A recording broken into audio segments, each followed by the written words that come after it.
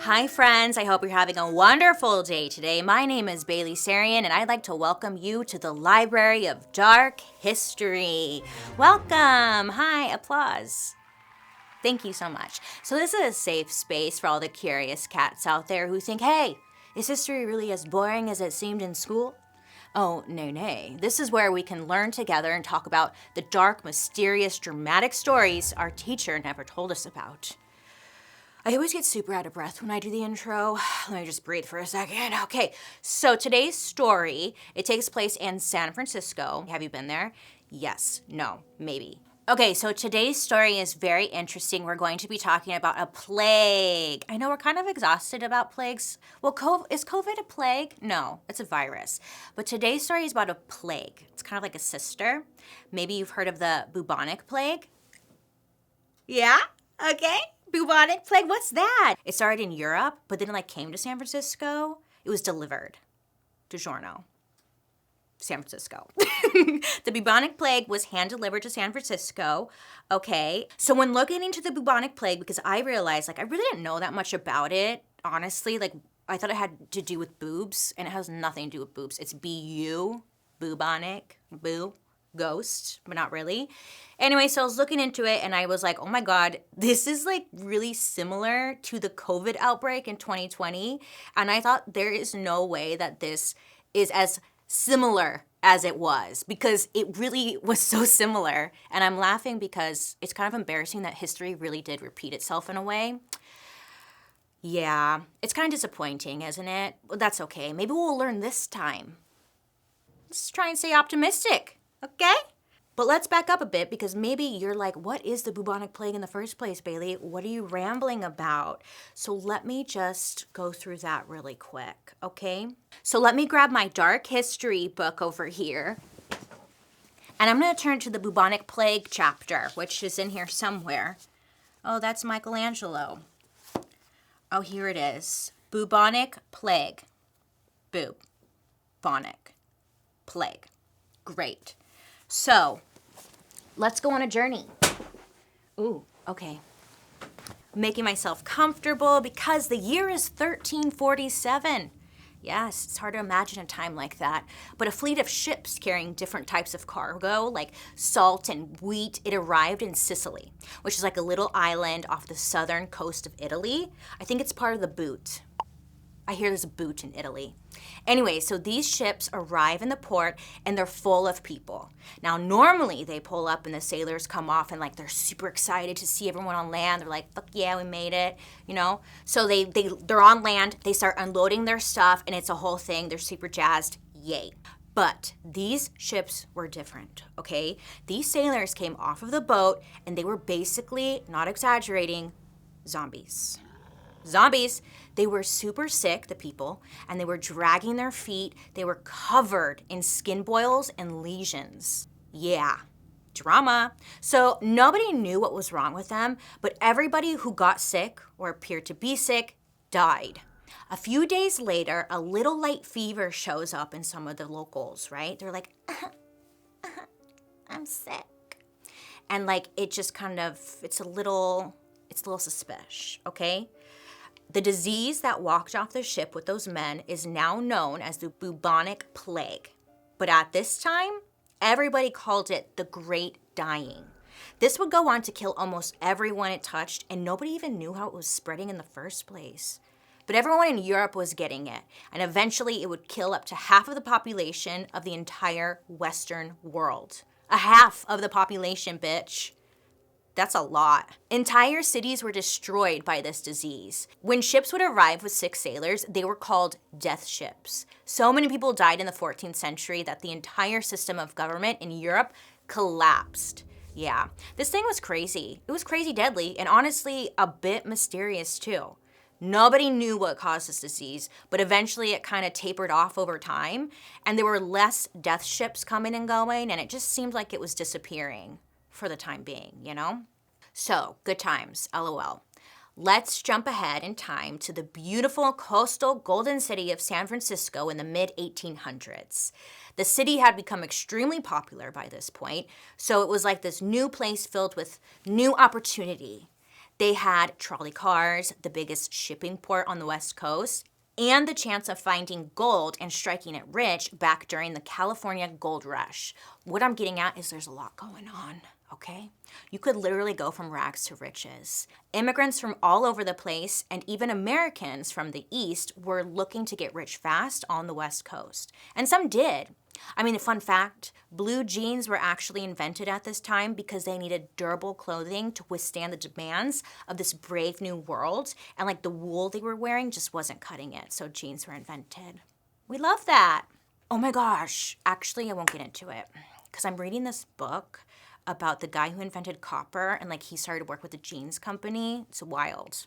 I'll tell you about it later. So by 1899, the gold rush was over, which is weird because it's like, how did it just die? It doesn't matter because jobs started drying up as more and more people moved pretty much out there, you know, because everyone's going out there trying to find gold. There's no more gold. People are like, now what? We're stuck.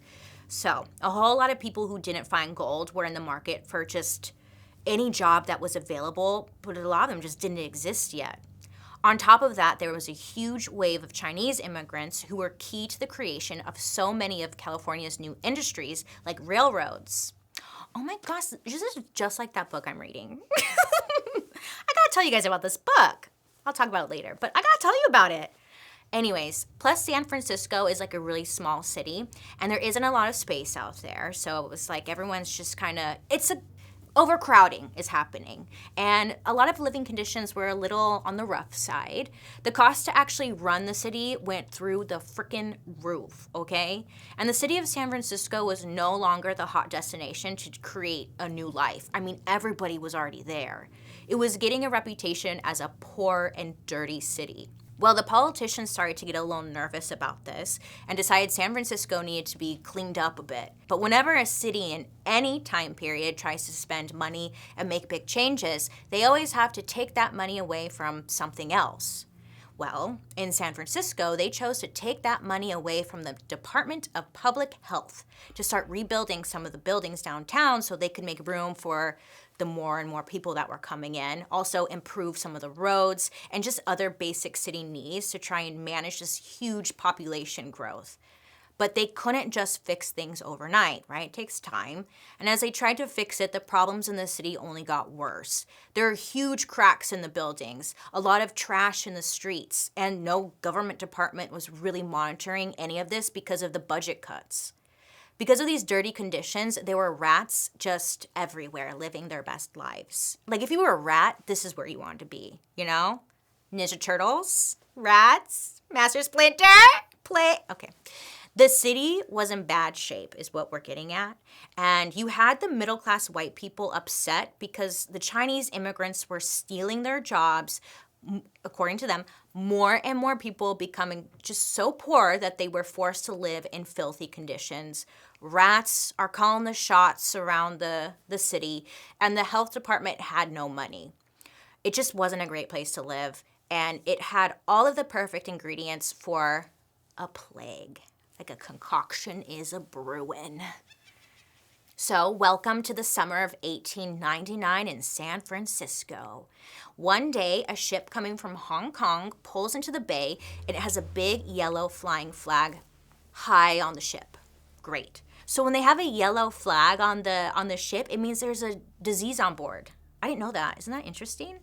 Now, this ship was a special one because there had been reports that when this ship made a pit stop in Hawaii, some of the crew members looked real sick, okay? So they were forced to stop in Hawaii for a while just to quarantine and like figure it out. And now they were pulling up in San Francisco with that yellow flag still going strong, and everyone was like, what's the deal? What's the deal? You know, are these people like deathly ill? Are they just coughing? Are we all gonna die? Like, what's going on? Well, just to be safe, the San Francisco health inspector decided to hold this ship in quarantine for a week while they're figuring out like what's going on and kind of what to do from there. During this time, there was a lot of action. First, they found out that the disease they had discovered back in Hawaii was none other than the Black Plague. Yes, that horrifying disease that killed half of Europe 550 years ago, she was making a comeback.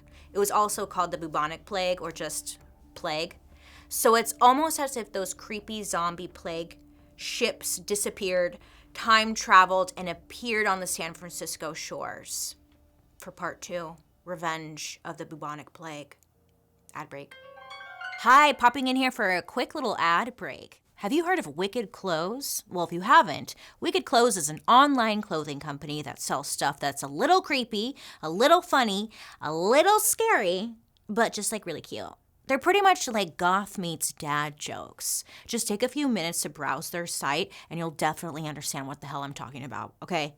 They prioritize using only high-quality materials that are super soft and cozy with themes like ghost hunting, Mothman, anything that's like kind of sort of paranormal. Their clothes would make a great holiday gift for your family and friends, or even, I don't know, maybe yourself. Why not? Maybe, if you can. You know, I have a few of their shirts and their long sleeves and their rug. I also have their sweatshirts. Love them. Maybe you've seen me wearing them on my Instagram. Their prints are super cute, okay? And the quality of their pieces are awesome. I got this really cute rug from them. Yeah, a rug. I showed it in my murder mystery makeup. Do you remember? No. Okay. Well, they have a rug and it's freaking cute. Head over to wickedclothes.com and use the code DARKHISTORY for 10% off any purchase. If you want to save some time, you can get that coupon automatically applied by going to the link wickedclothes.com/darkhistory. Thank you, Wicked Clothes, for partnering with me on today's episode and throughout the year. We appreciate you. Now let's get back to the story. There's no cure for the plague at this time, and what they needed to do was prevent it from spreading further, right? So they're disinfecting everything and everyone on board the ship, but they quickly discovered that while traveling from Hawaii to San Francisco, one lady died from this sickness, and they threw her body overboard, to prevent her corpse from spreading the sickness even more. And of course, it didn't actually help because there was already another dead person on board who looked like he died from the same exact disease. So they took some tissue samples from this dead body and brought them to our first main character, Dr. Joseph Kinyoon. Luckily, Dr. Joe figured out that the dead guy from the boat hadn't died from the plague, so hooray, no plague. Dr. Joe was like, that's great, that's cool, here we go, it's under control. So he let everyone leave the boat, right? Come on off, everything's great. And that's great, but something fishy was still going on. Ships didn't sail around raising yellow flags for no reason. That wasn't the rules. You put a yellow flag up for a reason. So what was the damn reason, y'all? Pause. Exactly. Well, one day later, 2 bloated and decaying bodies were found by a fisherman in the bay.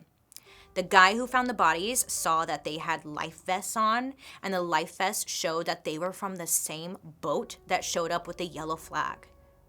They just pushed these people overboard or something. The coroner determined that they had clothes tied around them, which indicated that they jumped from the boat and tried to swim to shore. Now, why would they do something like that? ? Well, it's because they were infected with the plague and knew that when the boat docked, they would never be able to get off and they would die on that ship. Because remember, once you had the plague, there was no cure. Most people just died a brutal, ugly, awful death. It wasn't unheard of to recover from the plague, but it was incredibly rare. And these people were so desperate to start a new life in San Francisco, they hoped that maybe it could if they could just get to shore and see the city, visit a doctor, maybe they could get some healing on their own, right?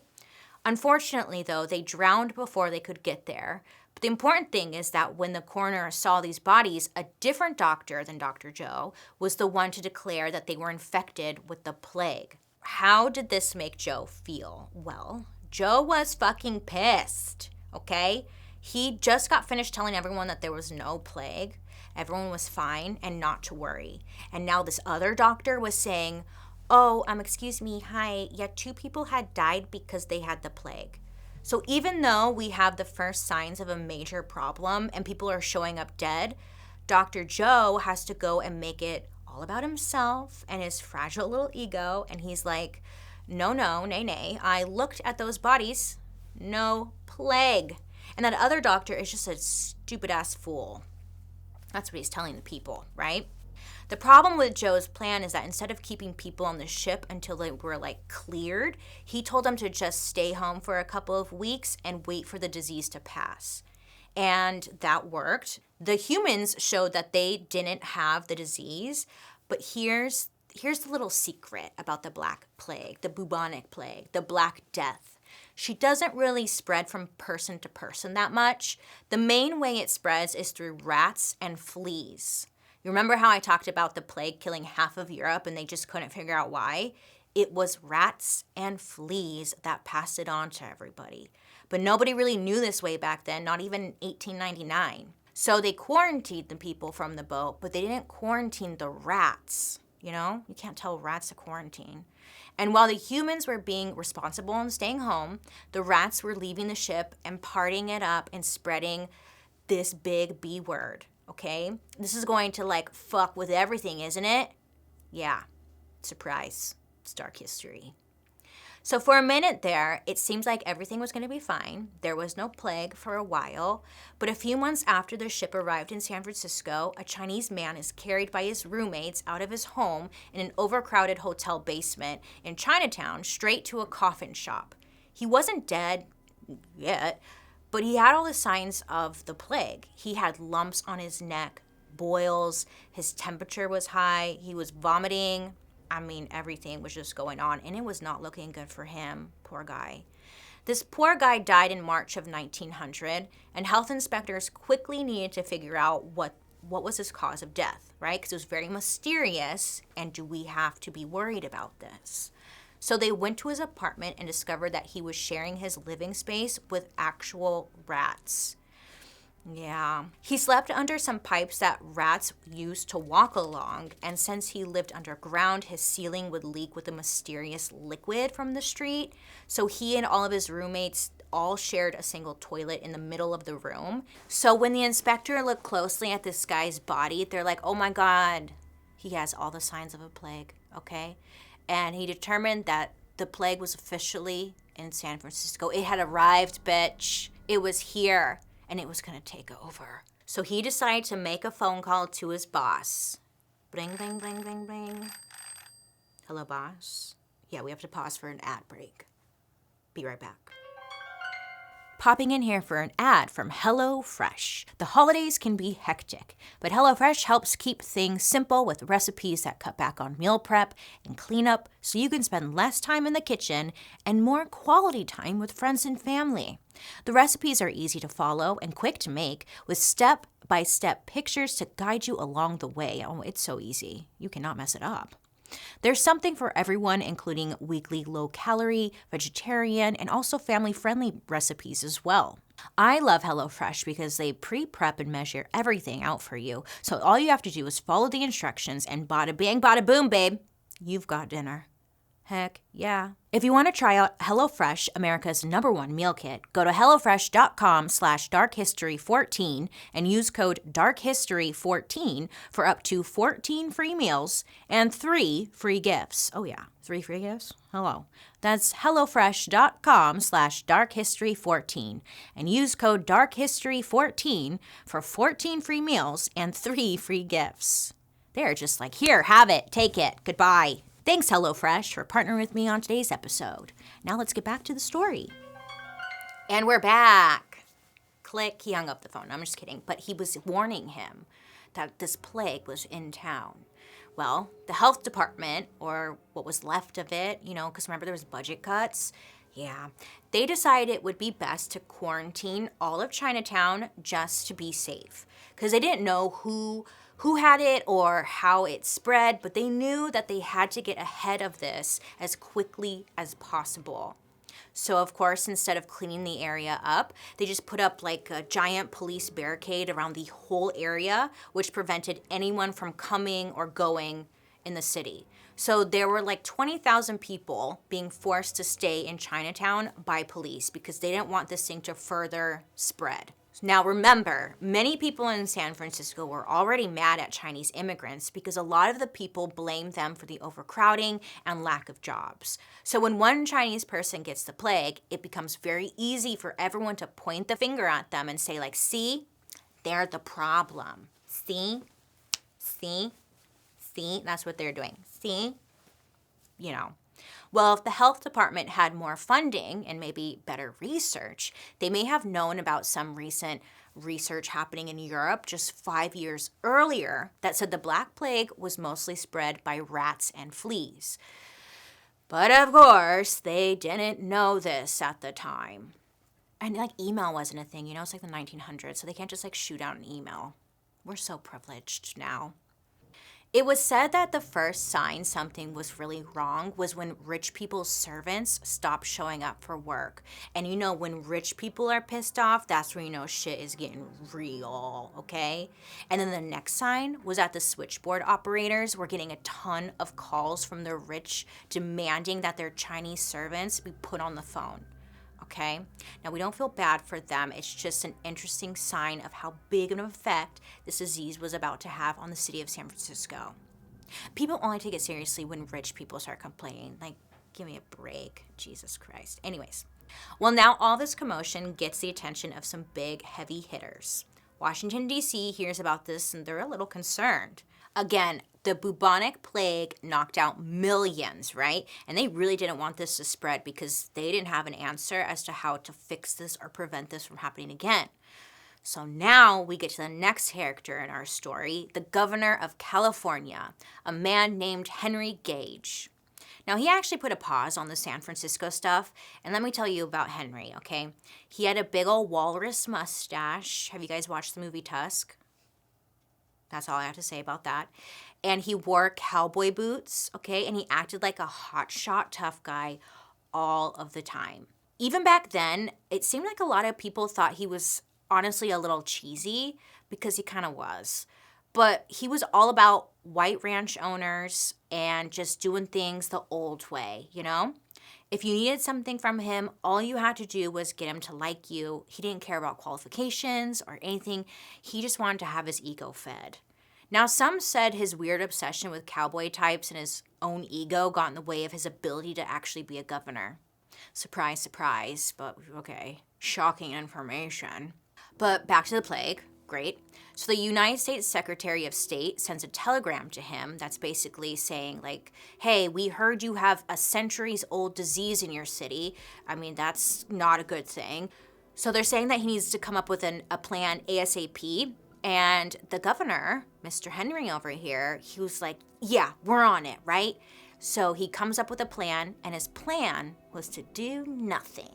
He just wanted to make sure to protect himself so he didn't lose his position as governor, And with Washington and the press breathing down his neck, he needs to launch an all-out offensive attack because this bitch thinks it's about him and not necessarily about the people dying. So at the same time, Dr. Joe, remember Dr. Joe from earlier? Yeah. So he's starting to ask around for some help within the government. San Francisco can't fight this thing alone, and they needed money, okay, fast. Small business owners didn't like this idea because if word of the plague got out, it meant that these businesses were going to suffer. Does this not sound so familiar? Isn't that crazy? Anyways, for example, tourism would completely disappear since nobody wants to visit a town riddled with the plague. Of course not. Hello. Health and safety is way more important. Or the whole city might be forced into quarantine and nobody would be making or spending money. So the business owners were very anti-Dr. Joe. And they didn't even like when he used the word plague when he wrote about it. Because back then, all public feuds happened in the newspapers. So one business owner said, following Dr. Joe's plan, would cost San Francisco between $6 and $10 million, which today is, let me check my notes right now, a lot of money. Yeah, it's just a lot of money. And money is always number one before anything else, fuck us, money. So Governor Henry doesn't see the plague as a problem. You know who he sees as a problem?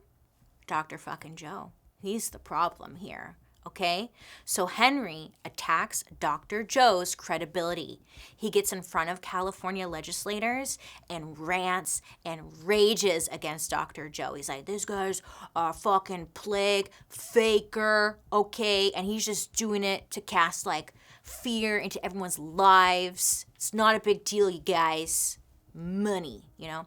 And at one point, he even said that the plague was real, but it was only because Dr. Joe was injecting plague samples into dead bodies to create positive tests.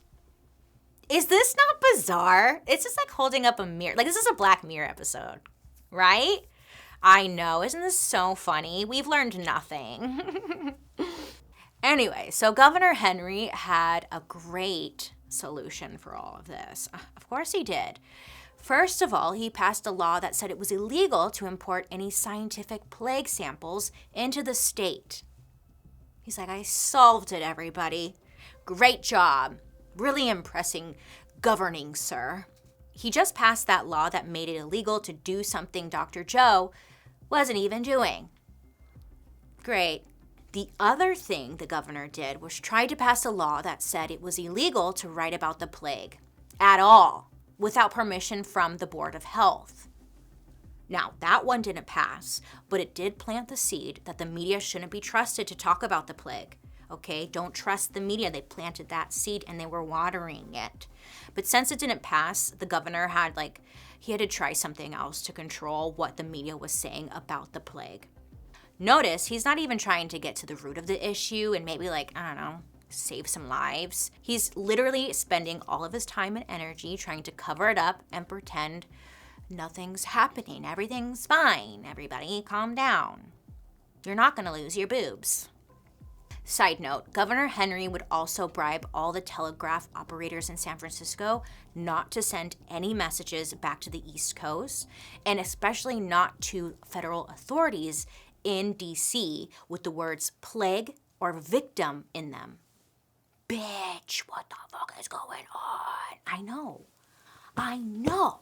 Dr. Joe would use code words like the word bumpkin when sending any telegrams about the plague outbreak in San Francisco to his boss, who was the U.S. Surgeon General, which is a very funny sentence I never expected to say out loud. Anyway, so my little bumpkin friends, we are going to pause for an ad break. Your style isn't one size fits all. It's about what suits your body and what suits the moment. So why not shop at a store that is personalized to you, your style, and your size?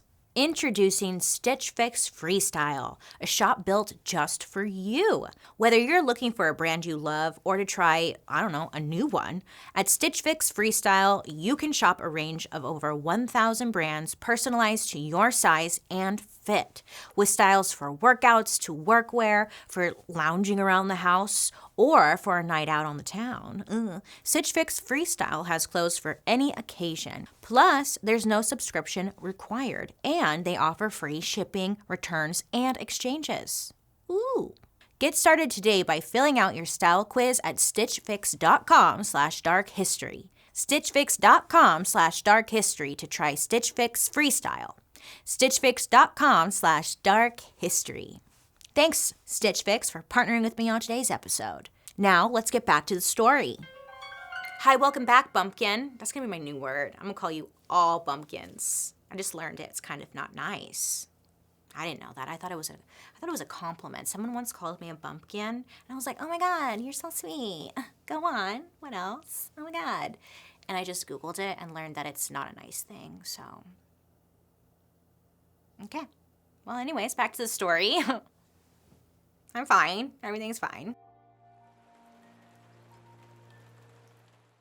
So at this point, San Francisco is getting a lot of attention, right? It's the new epicenter for this plague outbreak, and it attracts a reporter who wasn't sure if it was real or not. People are trying to figure out what's going on because they're not telling anybody what's going on. They're keeping it very hush-hush.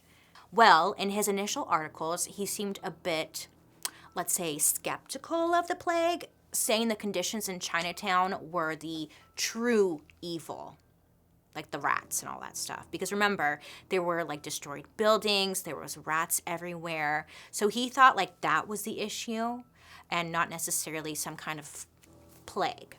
So you can imagine the governor, Mr. Henry, he loved this because it meant that like he could just keep saying it was all being blown out of proportion. Like, look, this guy said it's the rats and stuff, like not me. Well, it wasn't long before our guy, Dr. Joe, approached him and was like, hey, look in this microscope, okay?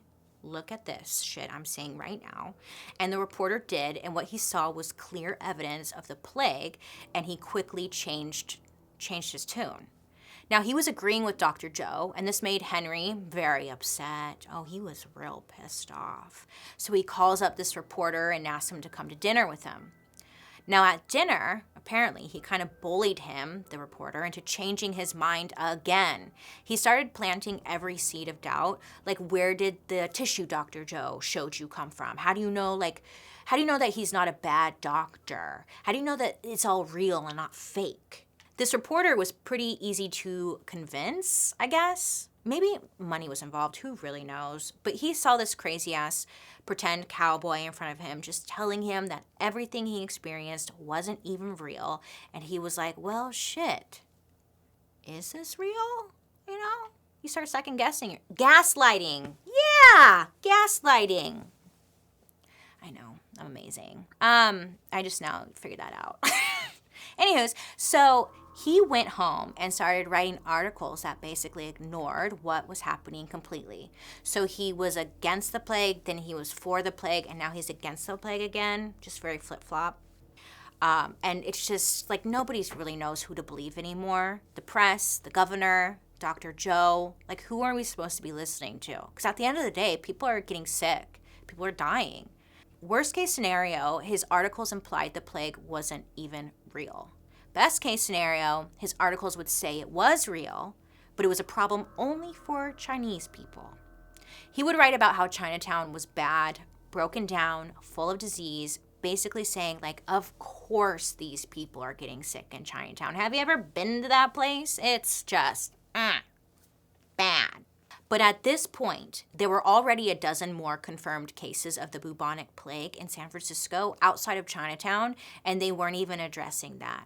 So once again, the governor, Henry, was gaslighting this doctor into changing his tune, and he pretty much set back the entire plague cleanup. But he was successful in conveying one thing. The governor. He was like, you can't trust the media. You can only trust me. And I'm saying everything is totally great and fine. Vote for me. While Henry was doing everything he could to make Dr. Joe look like an incompetent fool, Dr. Joe was trying to work around the negative media attention to hopefully contain this actual outbreak of this deadly disease because, bitch, it was gonna get everywhere, and then what? Exactly. So when Dr. Joe would start using state funding to quarantine sick patients or clean up certain areas, Henry would respond by preventing Dr. Joe from using the state's money to do anything. When Dr. Joe noticed that more people started dying, he banned railroad travel unless you had a certificate of good health. Henry responded to that by suing him in court, where the order was struck down, and Dr. Joe almost ended up in jail for a year for forcing illegal quarantine laws on people. Isn't this stupid? What a stupid story. Ugh. Plus, the travel restrictions really rubbed people the wrong way, and it was easy for the media to make Dr. Joe look like the bad guy. If you can't see me right now, I'm smiling like really big because it's just so funny. It's not funny. This is not funny, but like, it's so stupid. Okay. Even the president of the United States wanted Dr. Joe to chill out and stop making such a big deal out of this. Like, no travel, all because of a fake plague? By the way, this is the 1900s we're talking about, not last year, okay?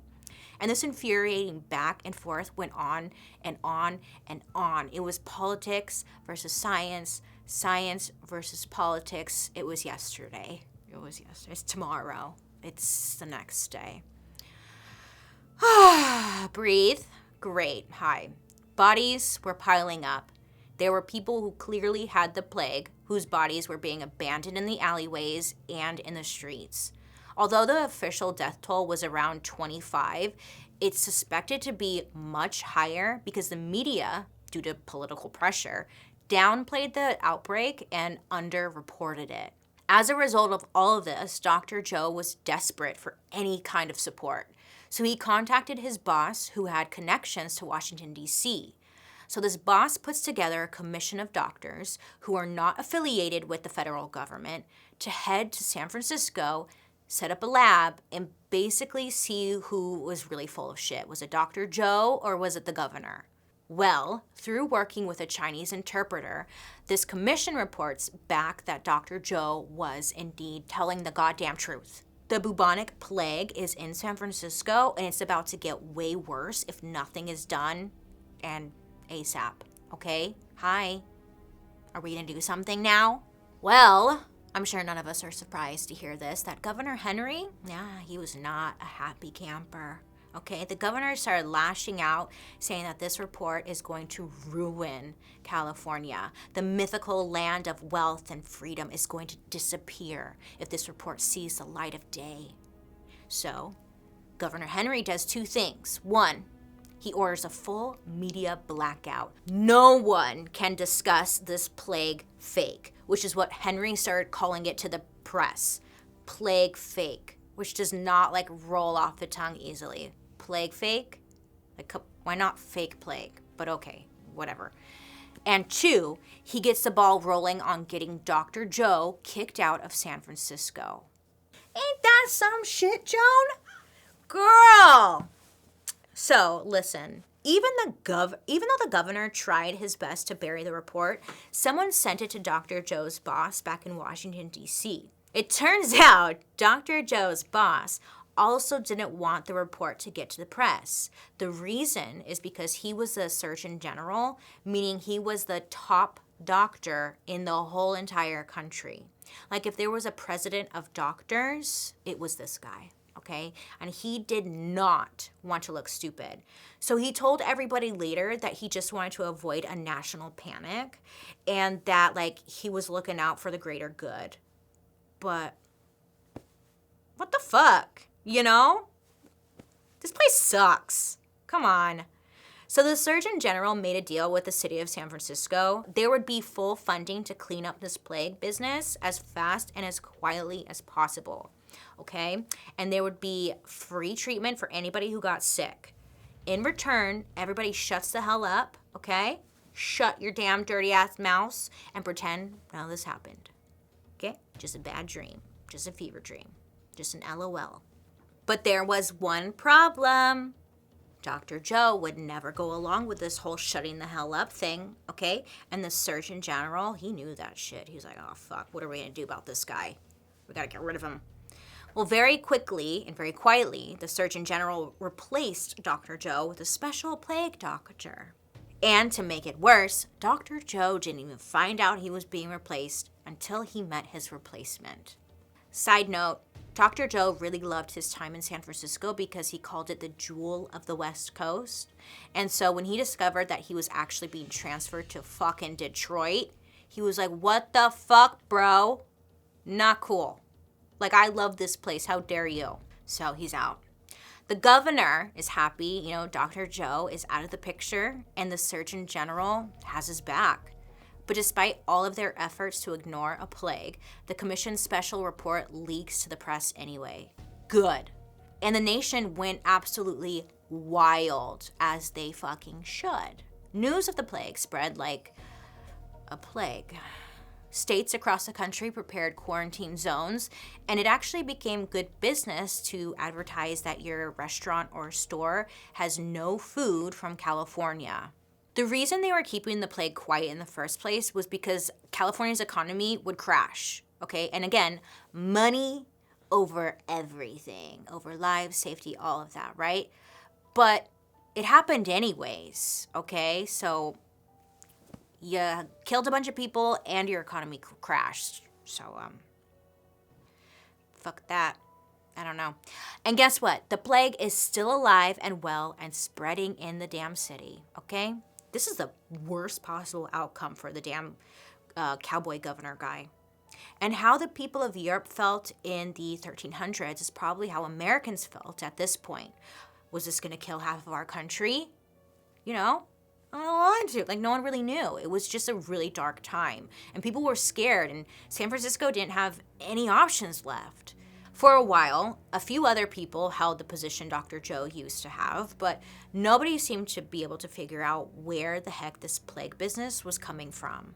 But there would be one man who would come in from out of the shadows to save San Francisco and maybe even the world. Someone from out of the blue. And his name was Blue. Rupert Blue. Ad break. As 2021 is coming to an end, I've started thinking about my New Year's resolutions. What am I gonna not do next year? I've been trying to incorporate more self-care habits into my normal routines, like working out and eating healthy. Yeah, I roll. I'm trying. One of my favorite ways to take better care of myself, because honestly, I feel like it's a little bit easier than working out and eating right, is taking care of my skin. Oh yes, and that's why I'm excited to partner with Apostrophe. I'm sure you've heard me talk about Apostrophe throughout the year because I freaking love them, okay? Whether you're dealing with breakouts, noticing signs of aging, or looking to just even out your skin tone, Apostrophe will help you get glowing skin this new year. Apostrophe, if you don't know, is a prescription skincare company that offers science-backed oral and topical medications that are clinically proven to help clear acne. Apostrophe connects you with a board-certified dermatologist who will create a personalized treatment plan that is perfectly tailored to you and your unique skin. Simply fill out Apostrophe's online quiz about your skin goals and medical history. Then you're going to snap a few selfies and your dermatologist will create your customized treatment plan. Apostrophe treats all types of acne, from hormonal acne to facial acne and even chest knee, back knee, butt knee. All the knees. They treat breakouts from head to toe is what I'm getting at. I love Apostrophe because I have acne-prone skin, and it's so great to get a dermatologist recommended products right to my doorstep. It's so easy. We have a special deal here for my listeners. You can save $15 off your first visit with an Apostrophe provider at apostrophe.com/darkhistory when you use the code DARKHISTORY. This code is only available to you, my listeners. To get started, just go to apostrophe.com/darkhistory and click begin visit. Then use the code DARKHISTORY at sign up and you'll get your first visit for only $5. That's Apostrophe, apostrophe.com/darkhistory and use the code DARKHISTORY to get your dermatologist crafted treatment plan for $5. A big thank you to Apostrophe for partnering with me on today's podcast. Now, back to the story. Well, Dr. Joe is officially out of the picture, and now we have this man named Rupert Blue who is ready to jump into action. And this is actually the easiest part of the story because he kind of like kills it. Oh wait, slays it. I don't want to say kills it because like a lot of people are dying, so I just feel like that's not the right word, but he's like working it. He's working that pussy out, girl. Just kidding. Okay, look, but it helped that he had like the full support of the government and actual funding, but the way this total master just went into like handling this crisis was absolutely brilliant, and we applaud Mr. Blue. So who is this mysterious Rupert Blue? Well, he was born on May 30th, 1868, and was a former soldier who had become an assistant doctor to the Surgeon General before he was 25 years old. But according to his colleagues, he wasn't anything special, okay? He came in as the assistant to Dr. Joe's replacement, but he didn't act like an assistant. He was honestly running the show from day one. Everyone viewed Chinatown as the center of the problem, like that was where the disease was starting. But there was no basis for this. It was just common knowledge, even though the disease was like all over the freaking city. The way the government had been dealing with the Chinese population so far, like I said, police quarantines, there was raids, and even having the Secret Service trail people to see if they could find sick people that way. Well, Rupert had this bright idea. He's like, hey, why don't I just go like talk to the people in Chinatown? Yeah, I guess nobody had thought of that yet. So he's like, I'm gonna go, step one, I'm gonna go see what's going on. So in his first couple weeks on the job, he spent a lot of time in Chinatown district talking to people and just making different connections. Now this guy took a real investigative approach to this whole thing. Boots on the ground, he's like almost like Sherlock Holmes, seeing patterns, making connections, where others just sat back and I don't know what the fuck they did. They did nothing. Because of how impressed everyone was with Rupert being able to get people to open up to him, Rupert got promoted to Dr. Joe's old job. With the help of an interpreter, he went around Chinatown meeting with residents, and when he would go to their houses for a chat, one of the things he would ask was to get a tour of the house to see the conditions that these people were living in. In his first week on the job, he was shown cellars that smelled and looked like actual death, like not exaggerating. And when Rupert went in closer, he saw that the reason the cellars were this way was because the sewage was overflowing. And what was in the disgusting sewage water? Hundreds of dead rats. Light bulb.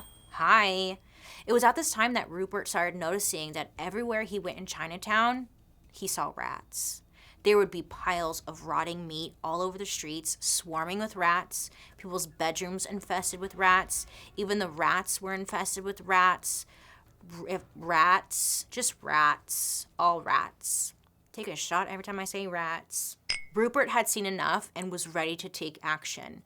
First thing he did was set up an office right in Chinatown. Yeah, he was just not afraid of shit. He was taking it like right on. He set up a special service where if you suspected someone of having the plague, a special horse-drawn cart would immediately come out and pick up the person and then take him to his lab. Cases started to decrease with this extra effort on Rupert's part, but they still weren't stopping completely. He just couldn't figure out what exactly was causing the spread. Well, he noticed a German woman who lived near Chinatown got the plague, and it gave Rupert an idea. The rats. She lived just close enough that a rat could easily go from Chinatown to her home, and there were just so many freaking rats, there had to be some kind of connection. Unfortunately, a lot of other doctors, including the Surgeon General, disagreed. Of course they did. And they didn't think rats had anything to do with it. They thought it was more of about like filth and the lack of plumbing and the lifestyle habits of the people. Rupert probably didn't know about this relatively recent discovery of the link between rats, fleas, and plague transmission. Remember, it's the early 1900s. I mean, it was just a lot of brand new information. And that shit was discovered in France, and like they figured it all out. You know. So he was just putting two and two together and saw rats everywhere and guessed like, hey, I'm going to make like an observation here, an educated guess. Rats. And he went with it. Even though he was on his own, he would do what he could to control the rat population. He would promote a citywide rat cleanup, including soaking Chinatown cellars with rat poison and laying asphalt on the streets, tearing down shacks and makeshift housing, and of course, using rat traps or trapping the rats. Lots of trapping. He even hired rat trappers and would pay citizens for every rat that someone could catch and could deliver to his lab, alive or dead. Which I'm sure would be like, you'd be all over that. I'd be like, fuck yeah, make money catching rats? Like, yeah. I don't know, whatever. There were advertisements in the newspaper with tips on how to catch rats, and this encouraged even all the local kids to start catching them. There's not really any other way to say this, but no rat was safe from Rupert Blue. When he got the rats, he would do an autopsy on them and find out if they had the plague or not, and then he would incinerate them afterwards, just to like, you know, protect his ass. It was a way to make sure the plague was destroyed and not going to be spread. Apparently, Blue and his team killed thousands of rats, and rat traps were found all over the city, especially in Chinatown. And not only was it good for cleaning up, but it wasn't a bad way to make a little money on the side. And you know what's crazy? You know what the craziest part of all this is? It actually worked. Wow. The rat cleanup and the rebuilding of Chinatown made it hard for the rats to keep spreading the bubonic plague. And by 1905, guess what, bitch? She was out of there. The bubonic plague was a bye-bye. Boo-boo. Bye. Bubonic plague, goodbye forever. R.I.P. Gone. You won't be missed. Keep in touch, but don't really. We'll remember. Live, laugh, love. All of that, you know? So over the years, the plague would pop up here and there, and when it happened, they would call up the rat king, Rupert Blue. Apparently, Rupert was also quite popular with the ladies after all of this too. And he had the reputation as the guy who saved San Francisco from the plague, or the guy who killed all the rats. And women just loved that shit. You're like, oh my God, it was you? Yeah. And then San Francisco had about 6 months of peace.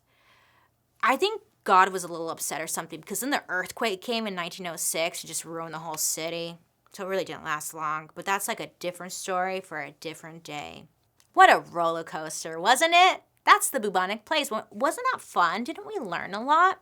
Now, if you didn't catch on, that was all very similar to what we may have experienced in the last year or so.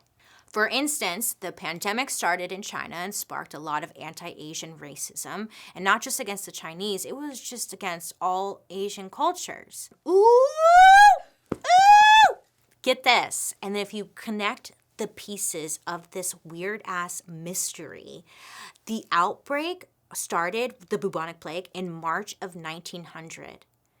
COVID shut down everything in March 2020. Wild! Is this not so bizarre? Shut up. Trump and Governor Henry, same guy, different era. Media focusing on like downplaying everything, putting money first, discrediting these doctors, politics versus science, science versus America. I mean, wow, isn't that wild? Now, what did we learn here today, friends? My little bumpkins. What about you, Joan? What do you got to say? Yeah, she said we're dumb as shit. I know. History sure does repeat itself. And sometimes when you don't learn from the past, it happens again and again and again until you idiots learn from the past. I just solved America. Just kidding. Okay, but like, don't take this personally. Don't turn this into a political debate. This is all a story from history. Yeah, this literally happened, and it's happening again now. And I think if we remove ourselves from our tiny little brains and we look at the bigger picture here, I think it's so simple. You know, like this isn't a conspiracy, it's an illness. And we should treat it like that, and we should put lives at number one and not money. That's just what I think, though. Joan thinks we're all a bunch of fucking morons, but what does she know? She's just a bird. So you're probably wondering, well, what happened to the bubonic plague? Like, where'd she go? Well, let me tell you, she's not gone forever, okay? Like, she's kind of, like, around. She could make an appearance if she wanted to, but we're praying that she doesn't. And if she does make an appearance, let's hope that maybe we actually, like, respond to it in the right way. Oh, fuck. I don't want to put that into the universe. She's not coming back, but she might. Never say never. Anywho, fun. Yay. So the San Francisco plague continues to live on even now in the 21st century. So to be honest, I wanted to tell this story because I learned about it like a couple months ago, and I was like, oh my God, this is so hilarious in a not funny way. I was like, this is literally us. How many years later? I can't do math, but how many years later? How many years? 120? Wow, we sure did fuck it up. And then I dug deeper and I was like, dude, this is just so bizarre. It's like Black Mirror shit. Let me grab my book. Okay, well, wasn't this a fun chapter? Oh, wasn't it fun? I know, we all have pandemic fatigue, okay? And I don't mean to make you relive COVID, and I know we're all so sick about talking about COVID and blah. It's just exhausting, right? And like, Jesus. But maybe we'll remember things from our past. Maybe there's some lessons to be learned. Maybe this won't happen again. One can only hope and pray. I don't know, y'all. I want to have faith in us, but I don't know. Anywho, thank you guys so much for hanging out with me today. Sorry to like bring down the mood with more plague, COVID nonsense, you know. But wasn't it fun? You know? Yeah? Let me know what you think down below. Remember, don't be afraid to ask questions and get the whole story. Be a little curious cat. Find out what's happened in history that we also seem to be repeating. You might be surprised. Now, I'd love to hear your guys' reactions to this story, so make sure to use the hashtag Dark History over on social media so I can follow along and see you talking shit, because I'm sure you're gonna. Or maybe join me over on my YouTube where you can watch these episodes on Thursday after the podcast airs. And also, don't forget to check out Murder, Mystery, and Makeup, which also airs on Mondays. I hope you have a wonderful rest of your day. You make good choices. Please make good choices. And I'll be talking to you next week. Bye. Dark History is an Audio Boom original. This podcast is executive produced by me, BaileySarian, Kim Jacobs, Dunya McNeely from 3 Arts, Ed Simpson, and Claire Turner from Wheelhouse DNA. Produced by Lexi Kiven, Daryl Christon, and Spencer Strassmore. Research provided by Ramona Kivett. Writers, Jed Bookout, Michael Oberst, Joey Scavuzzo, and me, BaileySarian, and my dog. I'm gonna shout him out, Saint, because he's just cute. A big thank you to our historical consultant, Robert Perrins. Couldn't have done it without you, Robert. Ayy. And I'm your host, BaileySarian. Say bye, Joan. Oh my God, she's such a bitch. Anyways, bye.